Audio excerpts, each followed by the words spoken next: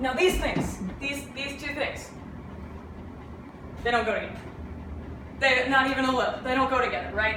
Calculus is over here that's like, I want some hard answers to things. I want to know where stuff happens. I want to know where stuff is. And poetry's over here like, oh, this tree, it's nice. But what if I were to tell you that they could go together? What if I were to tell you that I put them together, and also other things are in there too. There are other things. Today, Teddy will unravel how they made poetry out of calculus, and also gender and some other things. Teddy, what were you trying to do? What were you trying to do with this project? Well, thank you for asking, everyone. To tell you about what I plan to do with this project, I'm going to talk about my goals, and I'm going to talk about my process. First, I have some goals. My first goal was to, my thing was I wanted to create like a literarily interesting like sound poem that explored elements of calculus in its form or its content. I did not necessarily want to create a finished poem because that takes a lot of time and effort, and I'm tired, etc. I wanted to create something that sort of explored its subject matters and calculus in ways that were interesting or thought-provoking or unusual, even if those ways aren't like completely refined or finished. Like, I didn't necessarily want to create something that I'd be ready to send to a magazine. Yeah. I wanted to make something I'm excited about, and I wanted to make my dad proud of me. Which is what I always wanted to do. Anyway. Teddy, what makes you think you're qualified to combine poetry and calculus? Well, thank you for asking. Let me tell you about my qualifications. I have been writing since I was wee small. Look at this tiny poet. This is not the poet. Oh my god, you're This so is my cute. cat. These are some of my earliest works, including Attack of the Flying Ninja Insects, Return of the Flying Ninja Insects, I Like Rainbows, and the story whose name I don't remember that I wrote when I was like 8, but it was really awesome, and there was a princess who lived in like a forest with animals and was neat. Also, I went to this like super weird like magnet arts high school for 2 years where I like studied creative writing intensely for 2 years. Like for 2 hours every day for the last 2 years of my high school career, and I like won some regional awards and like met Kwame Alexander and also like Ross Gay. It was a whole thing. Also, I have been known to enjoy a good poetry from time to time.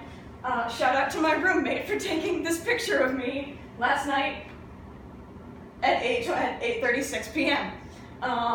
So, now that I've told you about my goals and I've told you about my qualifications, let me tell you about my process. First, I decided to use calculus as a form rather than a subject for my poem. I wrote one poem that had calculus as a subject, but I ended up deciding that it didn't really have enough calculus in it, so I was like, all right, use it as a form. Second, I had to choose a calculus concept to use as a form. Third, I had to find something for the poem to be about, because form is not content. They are connected, but they're not the same thing. Then I had to write the poem. Then I edited the poem. Then I gave this presentation. Profit. Teddy, what Calculus principle did you choose? Well, thank you for asking. Let me tell you about derivatives. So, don't worry, I promise it's easy math. Like, I picked way easy math for this. Check this out. Look at this sweet polynomial. Look at this darling polynomial that I found on the internet. And then we take the derivative of that polynomial. And then we take it's the second derivative of that polynomial. And then there's more math. What I did was, I picked the first and second derivative tests because I thought that picking like a whole nother calculus concept to like a whole big thing to try to like understand and be able to work it all out and then try to write a poem into it, I'm like, I'm tired and I'm taking 3 other classes and I have a Laura project due tomorrow and I need to rest, so I'm gonna do this instead. So, here we go. We got set it equal to 0, find our x values, put it on the number line, boom! X equals -3 is a local maximum, x equals 6 is a local minimum in the original. Then, we got the second derivative test, set it equal to 0, get our x values, number line, it's not a point of inflection. We got it, we're good, who's good? Great, I love it, y'all are the best. So then, I turned this into a form to put poetry in. First, I took the basic form of the first and the second derivative test. I stripped them of their numbers and their mathematical values, and then I replaced all the equations and stuff with words. And then I made the words good, and then I made the words about things. And this is the basic sort of idea of what I tried to do. Of like, we have the original thing, and then the first variant, and the second variant of the thing, and then the sort of components that I looked at those things on, right? But Teddy, It sounds like you didn't actually do it for this project. Well, I definitely see where you're coming from on that. And my response is, you're right. So this is where I talk about what I put in the poem, because the poem has a whole content other than like, yo, there's calculus involved. I'm non-binary. I've known that for a while. I have a really weird relationship with my gender and with my body, and I broke my gender down to an extent, like through like these first and second derivative like formats. This is a picture of me when I was 14 for the like 20 minutes I could actually look like a guy. And this is a picture of me at Pride on Saturday, which was very fun. It was my first Pride. It was really great. There's a lot that has changed between these two pictures. This person is way more confident than this person. I learned some things doing this project. I will tell you about them now. It was really interesting to render something that is like very definitionally non-binary within a binary system.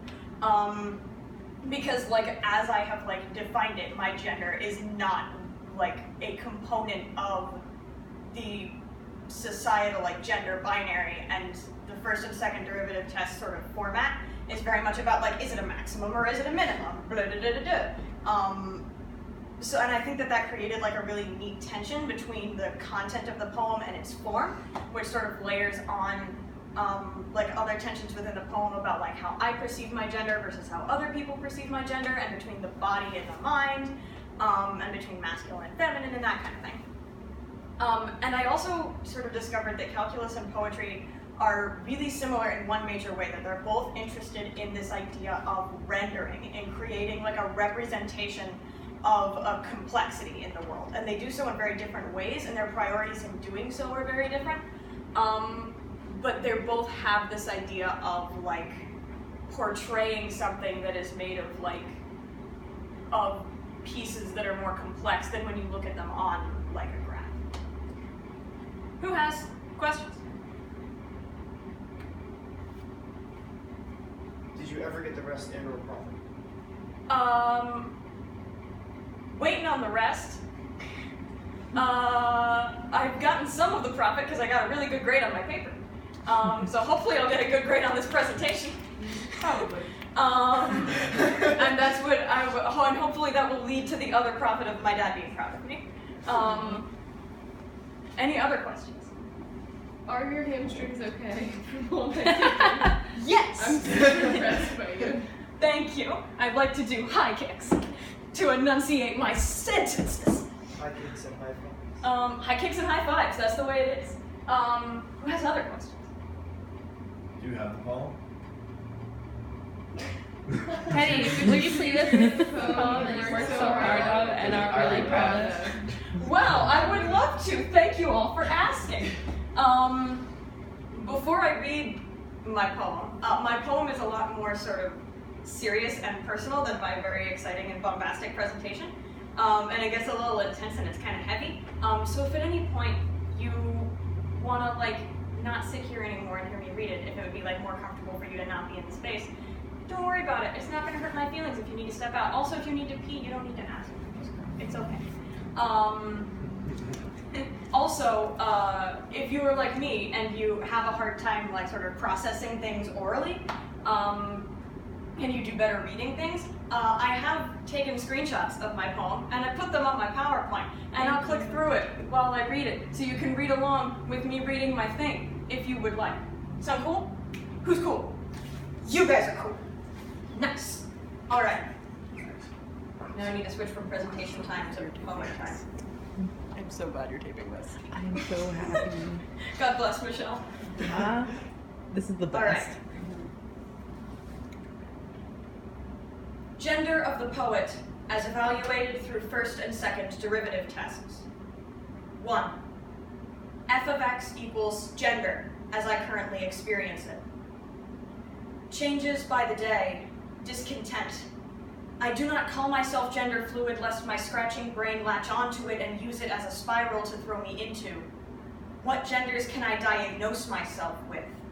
Agender or neutrois, what is the difference between the presence of neutrality and the absence of a presence? Non-binary or genderqueer, blue, purple, or green, orange. I need a list, fully calculated, of every gender I will experience. I need to be ready, like how the eggs in my ovaries count themselves off each time my uterus sheds its cicada skin lining. But no. Let's stop. Remember what I have learned. Gender is an experience. Comfort with a label is more important than its accuracy. Threatening to run away won't make your parents call you the right name. I have found an identity I can sit with. I have found a name I can feel with. I have found pronouns that don't feel wrong. I can rest now. 2. F prime of x equals gender as I have expressed it. Critical values. X equals cicada. X equals fabrication. X equals parent. 3. Maximum. Cicada. I have constructed a version of myself for motherhood. Sometimes she is a cicada. She begets. Begets. She is a mythology of veiny thin wings and of children who all look different, who all look exactly like her. Propagation. Mourner. The connection between mother bug and myself is our shared cradle womb. The place I am a woman ends at the place I can construct within me. I cannot force myself to hate. 4. Minimum. Fabrication. Some days I compress myself, arrange flesh beneath nylon pulled tight. I hide behind loose jean fronts. At 13, I made a penis for myself from balled up socks, washed shame off them in the laundry. I trap curls beneath a baseball cap. That's a penis if I want it to be.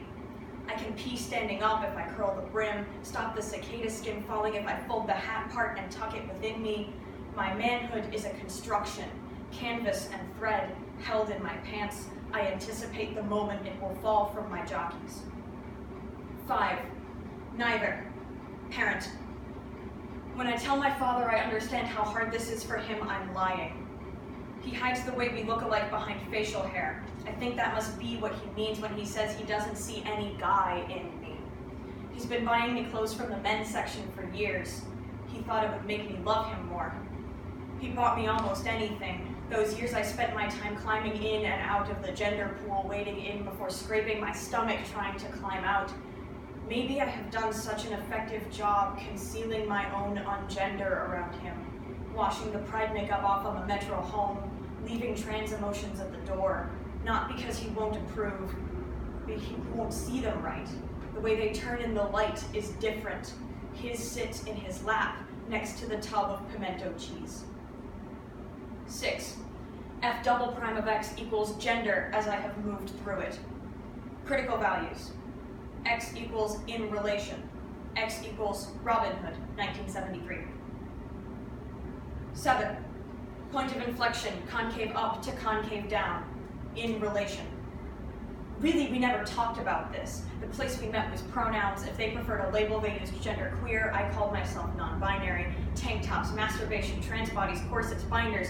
We never talked about how did they see themselves in relation to me? How is it different from how I saw myself in relation to them? And I don't mean me on top of them, their hair pulled back, my Fisher-Price, my first lingerie, the relation of above to below, within to without, my presence to their transposed presence. I mean, how did we see each other? Did it differ from how we see ourselves? When they hold theirs up to the window, what pattern does it make on the floor? Do I touch it when I hold up mine? Still? 8. Point of inflection, concave down to concave up. Robin Hood, 1973. I hate to admit it, my father's question got me thinking. I have scoured my childhood. I cannot find a piece of evidence to show him. Say, I always loved boys' toys. I was dysphoric and I didn't have a name for it. I didn't know I was different for that. I knew I was different because kids called me a devil worshiper, not gay, not a tranny. I have this, though. A fascination with soft-drawn foxes, the sound of Phil Harris's voice, the roll of the R's, King Richard, not wanting to be Maid Marian, but Robin, his tea saucer eyes, oodalali, golly, what a day. Now who has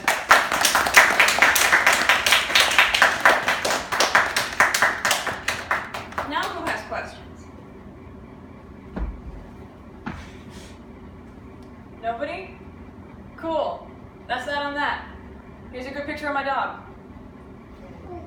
Thank you for listening and good luck on your finals. Woo! I have a question now. What's your question? What type of dog is that? Miniature Schnauzer. That's awesome. Her name is Mitzi. That's a very old picture of her. That was from like the day we got her.